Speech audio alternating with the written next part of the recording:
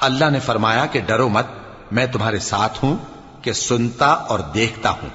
اچھا تو اس کے پاس جاؤ اور کہو کہ ہم آپ کے پروردگار کے بھیجے ہوئے ہیں، تو بنی اسرائیل کو ہمارے ساتھ جانے کی اجازت دیجیے اور انہیں عذاب نہ کیجیے۔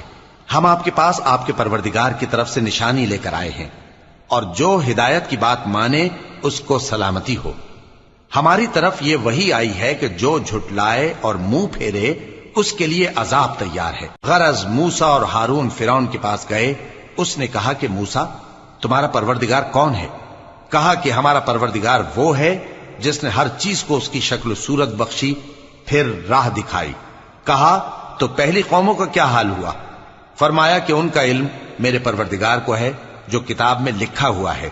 میرا پروردگار نہ چوکتا ہے نہ بھولتا ہے۔ وہ وہی تو ہے جس نے تم لوگوں کے لیے زمین کو فرش بنایا اور اس میں تمہارے لیے رستے بنا دیے